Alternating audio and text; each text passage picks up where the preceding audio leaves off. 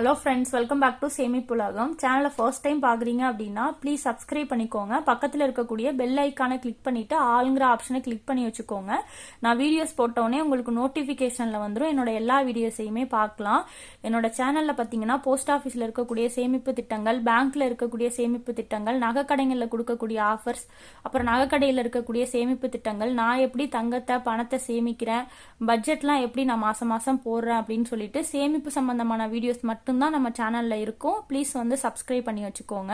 நீங்க பார்க்கக்கூடிய ஒவ்வொரு வீடியோஸ்க்குமே வந்து பாத்தீங்கன்னா மறக்காம ஒரு லைக் பண்ணிடுங்க. நீங்க லைக் பண்ணா மட்டும்தான் இந்த வீடியோஸ் வந்து நிறைய பேரை போய் ரீச் ஆகும். நான் வந்து போன மாசத்துக்கு பட்ஜெட் வீடியோ போட்டு வீடியோ வந்து அப்லோட் பண்ணிட்டேன். நான் எப்படி பட்ஜெட் போடுறேன் அப்படின்னு சொல்லிட்டு அதை நீங்க பார்க்கல அப்படின்னா நாங்கள் ஃபர்ஸ்ட் கமெண்ட்ல நான் பின் பண்ணி வைக்கிறேன். நீங்க கிளிக் பண்ணி பாருங்க. பட்ஜெட் போடும்போது கண்டிப்பா உங்களுக்கு யூஸ்ஃபுல்லா இருக்கும். இப்போ வந்து பிப்ரவரி மந்த்துக்கு நான் எப்படி பட்ஜெட் போடுறேன் அப்படிங்கறத உங்க கூட ஷேர் பண்ணிக்க போறேன். வீடியோவை ஸ்கிப் பண்ணாம கடைசி வரைக்கும் பாருங்க. அதுக்கு முன்னாடி ஒரு சில விஷயங்கள் நான் உங்க கூட இப்ப ஷேர் பண்ணிக்கிறேன். பட்ஜெட்டை பொறுத்த வரைக்கும் பாத்தீங்கன்னா எல்லாருக்கும் பட்ஜெட் வந்து ஒரே மாதிரி இருக்காது. நம்ம எவ்வளவு சம்பாதிக்கிறோம், நம்ம வீட்டுல எத்தனை பேர் இருக்கிறாங்க, நமக்கு என்னென்ன தேவைகள் இருக்கு அப்படின்றத பொறுத்து தான் பட்ஜெட் இருக்கும். ஸோ வந்து இது என்னோட பட்ஜெட் தான். எங்க வீட்டை பொறுத்த வரைக்கும் நானே ஹஸ்பண்ட் மட்டும்தான் இருக்கோம். ஹஸ்பண்ட் மட்டும்தான் சம்பாதிக்கிறாங்க. அந்த அமௌண்ட்டை வச்சுதான் நான் பட்ஜெட் வந்து போட்டிருக்கேன். ஸோ ஒவ்வொரு செலவுகள் அதுக்கு எவ்வளவு அமௌண்ட் ஒதுக்குறேன் அப்படின்றதான் சொல்ல போறேன். ஸ்கிப் பண்ணாம பாருங்க. ஃபர்ஸ்ட் செலவு என்ன அப்படின்னு பாத்தீங்கன்னா வாடகை வந்து எங்களுக்கு 7,000 ரூபாய் ஆகுது. இது பாத்தீங்க அப்படின்னா ஒரு மீடியமான வாடகை தான். நாங்க நாகப்பட்டினத்துல இருக்கிறோம். நாகப்பட்டினத்தை பொறுத்த வரைக்கும் இதை விட அதிகமான வாடகையும் இருக்கு, கம்மியான வாடகையும் இருக்கு. ஸோ 7,000 ரூபாங்கிறது ஒரு மீடியமான வாடகை. அடுத்த செலவு என்னன்னு பாத்தீங்க அப்படின்னா மளிகை பொருள் வந்து வாங்குறது.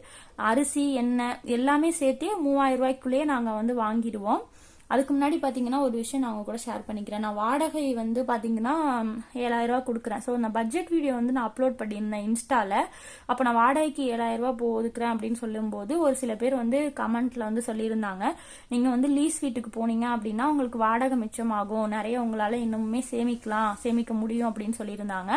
அதை வந்து நான் வந்து அதுக்கான முயற்சி வந்து எடுத்துட்டு இருக்கேன். அது சக்சஸ்ஃபுல்லா நடந்தது அப்படின்னா அடுத்தடுத்த வீடியோல அவங்க கூட நான் ஷேர் பண்ணிக்கிறேன். மளிகையில வந்து அரிசி, எண்ணெய், எங்களுக்கு தேவையான ஐட்டம், கிளீனிங் ஐட்டம் எல்லாமே சேர்த்து நான் 3,000 ரூபாய்க்குள்ளேயே வாங்கிடுவேன். சம்டைம்ஸ் எனக்கு இதுலயுமே அமௌண்ட் வந்து மிச்சமாகும். அடுத்த செலவு பாத்தீங்க அப்படின்னா காய்கறி, பழங்கள், இது ரெண்டுக்குமே ஒரு 1,000 ரூபாய் நான் ஒதுக்கி இருக்கேன். காய்கறியை பொறுத்த வரைக்கும் பாத்தீங்க அப்படின்னா நான் சீசனுக்கு ஏற்ற மாதிரி தான் காய்கறிகள் வாங்குவேன். பழமும் சீசனல் ஃப்ரூட்ஸ் தான் வாங்குவேன். அதனால எனக்கு 1,000 ரூபாய்க்குள்ளேயே வந்துடும். வாரத்துக்கு ஒரு தடவை போயிட்டு வாங்குவேன். எங்களுக்கு பக்கத்துல பாத்தீங்கன்னா பறவை அப்படின்னு சொல்லிட்டு ஊர் இருக்கு. நாகப்பட்டினத்துல இருக்கிறவங்களுக்கு மேக்சிமம் தெரிஞ்சிருக்கும். நாகப்பட்டினத்துல பக்கத்துல பறவைன்ற ஊர்ல பாத்தீங்கன்னா சந்தை போடுவாங்க. அங்க போயிட்டு நாங்க வாங்கும்போது எங்களுக்கு கொஞ்சம் காய்கறி பழம்லாம் கம்மியா கிடைக்கும். ஸோ அதை யூஸ் பண்ணி நாங்க அதுக்கேற்ற மாதிரி காய்கறி பழங்கள் வந்து வாங்கிப்போம். இதுலயுமே எனக்கு அமௌண்ட் சேவ் ஆனிச்சுன்னா இதையுமே நான் சேமிக்க தான் செய்வேன். அடுத்தது பாத்தீங்கன்னா நான்வெஜ்ஜை பொறுத்த வரைக்கும் முட்டை, சிக்கன், மீன் இது மட்டும்தான் வாங்குவோம். ஸோ ஒரு 1,000 ரூபாய் ஒதுக்கி இருக்கேன். நீங்க வந்து மட்டன் வாங்குனீங்க அப்படின்னா அமௌண்ட் உங்களுக்கு அதிகமாகும். ஸோ நாங்க மட்டன் வாங்க மாட்டோம். முட்டை வந்து பாத்தீங்கன்னா டெய்லி சாப்பிடுவோம். ஸோ ஒரு வாரத்துக்கு ஒரு தடவை போயிட்டு முட்டை வாங்குவோம். சிக்கனும் வாரத்துக்கு ஒரு தடவை. மீன் வந்து எங்களுக்கு கொஞ்சம் கம்மியாவே கிடைக்கும். நாங்கள் நாகப்பட்டினத்தில் இருக்கிறதுனால மீன் வந்து கொஞ்சம் கம்மியாகவும் இருக்கும், கொஞ்சம் ஃப்ரெஷ்ஷாகவும் கிடைக்கும்.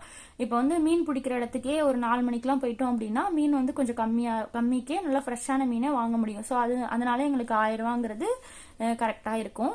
அடுத்தது பாத்தீங்கன்னா ஸ்நாக்ஸுக்கு ஒரு 1,000 ரூபாய். ஸ்நாக்ஸ் பொறுத்த வரைக்கும் நாங்க ஜங்க் ஃபுட்ஸ் எல்லாம் சாப்பிட்றது கிடையாது. ட்ரை ஃப்ரூட்ஸ் அண்ட் நட்ஸ் தான் வாங்குவோம். அதுவுமே கொஞ்சமா ஒரு 100 கிராம் 150 கிராம் அந்த மாதிரி வாங்குவோம். எங்களுக்கு ஏதாச்சும் சாப்பிடணும் போல இருக்கு அப்படின்னா அதை எடுத்து சும்மா வெறுமனே சாப்பிடுவோம். அப்படி இல்லைன்னா பாலில் போட்டு மில்க் ஷேக் மாதிரி பண்ணி வாழைப்பழம் அதெல்லாம் போட்டு நாங்கள் குடிப்போம். அதுவுமே டெய்லியும் கிடையாது, வாரத்தில் ஒரு 2 நாள் அந்த மாதிரி எப்பயாச்சும் தோணுது அப்படின்னா அதை நாங்கள் ஹெல்த்தியாக சாப்பிட்டுக்கிறது. அடுத்தது பார்த்தீங்கன்னா கேஸ் பற்றி போடும்போது எல்லாருமே வந்து நான் இன்ஸ்டால போடும்போது தான் நிறைய கமெண்ட்ஸ் வரும். கேஸுக்கு எப்படி உங்களுக்கு 500 ரூபா ஆகுது, கேஸ் 1,000 ரூபா தானே, என்ன சொல்றீங்க, என்ன அப்படிலாம் கேட்பாங்க. இது வந்து பாத்தீங்க அப்படின்னா 2 மாசத்துக்கு ஒரு தடவை தான். கேஸை பொறுத்த வரைக்கும் நம்ம மாசம் வாங்க மாட்டோம். கேஸோட விலை வந்து 1,000 ரூபா தான். ஆனா மாசத்துக்கு நான் 500 ரூபா எடுத்து வைப்பேன். ஸோ 2 மாசத்துக்கு 1,000 ரூபாங்கிறது கரெக்டா இருக்கும். ஸோ அதுக்கேற்ற மாதிரி நீங்க வந்து உங்களுக்கு 2 மாசத்துக்கு ஒரு தடவை வாங்குவீங்க அப்படின்னா மாசம் 500 ரூபா வந்து ஒதுக்கிக்கணும். அடுத்தது பாத்தீங்கன்னா கரண்ட் செலவும் அதே மாதிரி தான். நம்ம மாசம் கட்ட மாட்டோம், 2 மாசத்துக்கு ஒரு தடவை தான் கட்டுவோம். 2,000 ரூபாய் எங்களுக்கு ஆகுது.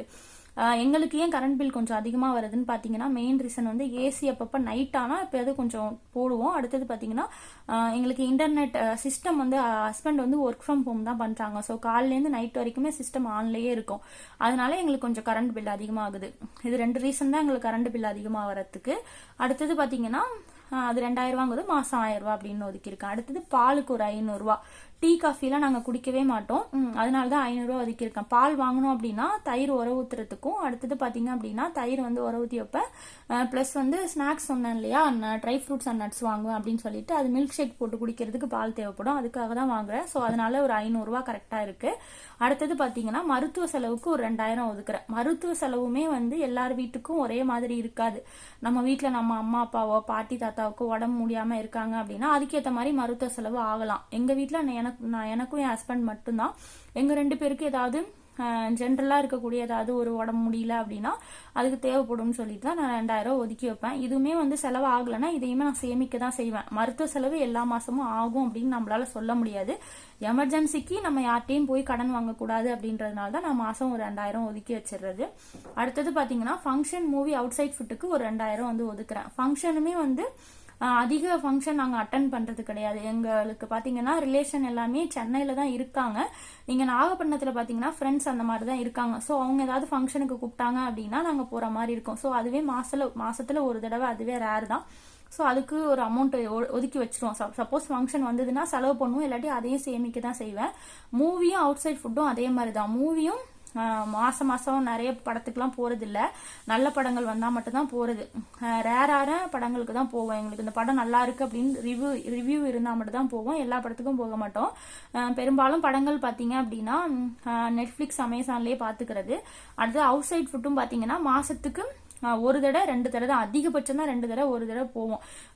நிறைய வந்து அவுட் சைட் ஃபுட்டு போய் வெளில போய் சாப்பிட்றது கிடையாது. ஸோ அதுக்கு வந்து ஒரு 2000 எடுத்து வைப்பேன். இதுலயுமே எங்களுக்கு எதுவுமே நாங்கள் மூவிக்கு போகல, அவுட் சைட் ஃபுட்டும் சாப்பிடல, ஃபங்க்ஷனுக்கும் போகல அப்படின்னா அந்த அமௌண்ட்டையும் நான் சேமிக்க தான் செய்வேன். ரொம்ப வீண் செலவுகள் வந்து பண்றது கிடையாது. ஸோ டோட்டலே இதுக்கு மெயின் ரீசன் என்னன்றது சொல்றேன் பாருங்க. நான் வந்து இன்ஸ்டால வந்து போட்டிருந்த மாதிரி ஃபங்க்ஷனுக்கு, மூவி, அவுட் சைட் ஃபுட்டுக்கு 2000 ஒதுக்கும் போது எப்படி உங்களுக்கு 2000 தான் ஆகுது, எங்களுக்குலாம் எவ்வளவு ஆகுது தெரியுமா அப்படின்லாம் சொல்றீங்க. என்ன நீங்க போய் சொல்றீங்க அப்படின்னு சொல்றாங்க. இதுக்கு மெயின் ரீசனே நாங்க சென்னை அந்த மாதிரி பெருநகரங்கள்ல இல்ல. சோ அங்க இருக்கிறோம் அப்படின்னா கண்டிப்பா நம்ம ஏதாவது மூவிக்கு போயிட்டே இருப்போம், அவுட் சைட்ல போய் சாப்பிடுவோம். கண்டிப்பா நம்ம போகாம இருக்கவே மாட்டோம். செலவு கண்டிப்பா ஆகும். நாகப்பட்டினத்துல எதுவுமே கிடையாது, கடல் தான் இருக்கு, அதை தாண்டி எதுவுமே இல்ல. சோ உங்களுக்கு வெளியில போறதுக்கும் வேலை இல்ல. மூவியும் நல்ல மூவிஸ் வந்து அதை 2 தியேட்டர் தான் இருக்கு. சோ ஏதாவது மூவி வந்துச்சு, நல்ல மூவியா இருந்தா மட்டும்தான் போவோம். அதனாலதான் எங்களால சேமிக்க முடியுது. நீங்க சிட்டில இருந்தீங்கன்னா அதுக்கேற்ற மாதிரி உங்களுக்கு செலவுகள் ஆக தான் செய்யும். அதை நீங்க தான் வந்து கம்மி பண்ணணும். பட்ஜெட் போட்டு கம்மி பண்ண பாருங்க. அடுத்தது பாத்தீங்கன்னா நெட் ரீசார்ஜ், போன் ரீசார்ஜ், இது ரெண்டுமே வந்து வருஷ கார்டு போட்டிருக்கேன். நாங்க வருஷ கார்டு போடுறதுக்கு மெயின் ரீசன் என்னன்னு பாத்தீங்கன்னா எங்களுக்கு வருஷ கார்டு போடும்போது அமௌண்ட் வந்து சேவ் ஆகுது. மாசம் கொடுக்கறத விட வருஷ கார்டா போட்டோம் அப்படின்னா நிறைய அமௌண்ட் வந்து சேவ் ஆகுற மாதிரி இருக்கு. மாசம் ரீசார்ஜ் பண்ணணும் அப்படின்ற ஒரு தேவையும் எங்களுக்கு இல்ல. அதை மாசமா பார்த்தோம் அப்படின்னா ஒரு 2000 ரூபாய் கிட்ட ஆகுது. இதுல வந்து பாத்தீங்கன்னா ஒரு சில செலவுகள் வந்து இருக்காது. சில பேருக்கு வந்து தண்ணி செலவு, அதாவது வாட்டர் கேன் வாங்குவாங்க, அதுக்கான அமௌண்ட் வந்து ஒதுக்குற மாதிரி இருக்கும். இங்க வந்து பாத்தீங்கன்னா வாட்டர் பியூரிஃபையர் வச்சிருக்கோம். ஸோ அதனால தண்ணி செலவை நான் வந்து ஆட் பண்ணல. அப்புறம் குழந்தைங்க இருக்காங்க அப்படின்னா குழந்தைங்களோட படிப்பு செலவு, நீங்க வெளியில போய் வேலை பாக்குறீங்க அப்படின்னா உங்களுக்கு பெட்ரோல் செலவு அது இதுன்னு சொல்லிட்டு இருக்கும். அதெல்லாம் நீங்க ஆட் பண்ணிக்கோங்க. பெட்ரோல் செலவு பாத்தீங்கன்னா என் ஹஸ்பண்ட் வந்து பெட்ரோல் வந்து போட்டுப்பாங்க. நாங்களும் பெருசா வெளில போறது கிடையாது, ஒர்க் ஃப்ரம் ஹோம்ன்றதுனால. ஏதாவது காய்கறி வாங்குறது, ஏதாவது மாதிரி ஜாமான்கள் வாங்குறதுக்கு மட்டும் தான் வெளில போறது. அது இல்லாம எப்பயாச்சும் அவுட்டிங் வெளில போவோம். அந்த மாதிரி போனா மட்டும் தான். ஸோ 1000 ரூபாங்கிறது அதிகபட்சம் எங்களுக்கு அதிகம் தான், 1000 ரூபாயே மாசம். அதனால பெருசா எங்களுக்கு செலவாகல. நீங்க வந்து வெளியில போய் வேலை பார்த்தீங்கன்னா பெட்ரோல் செலவு, உங்க குழந்தைங்க படிப்பு, அது மாதிரி உங்களோட செலவுக்கு ஏற்ற மாதிரி நீங்க வந்து பட்ஜெட் வந்து போட்டுக்கோங்க. அந்த செலவுலாம் எங்களுக்கு இல்ல, அதனால நான் ஆட் பண்ணல. இன்கம் பாத்தீங்க அப்படின்னா எங்க ஹஸ்பண்ட் மட்டும் தான் சம்பாதிக்கிறாங்க. ஸோ 50,000 ரூபாய் அவங்க சம்பாதிக்கிறாங்க. ஸோ அதுல வந்து செலவுகள் மட்டுமே 20,000 ஆயிடுது. சேவிங்ஸ் வந்து ஒரு 30,000 நான் பண்றேன். எந்தெந்த மெத்தட்ல சேமிக்கிறேன், என்னென்ன செலவு எப்படி சேமிக்கிறேன் அப்படின்னு சொல்லிட்டு அடுத்த வீடியோல நான் ஷேர் பண்ணிக்கிறேன். ஏன்னா வீடியோ ரொம்ப லென்த்தா போயிட்டு இருக்கு.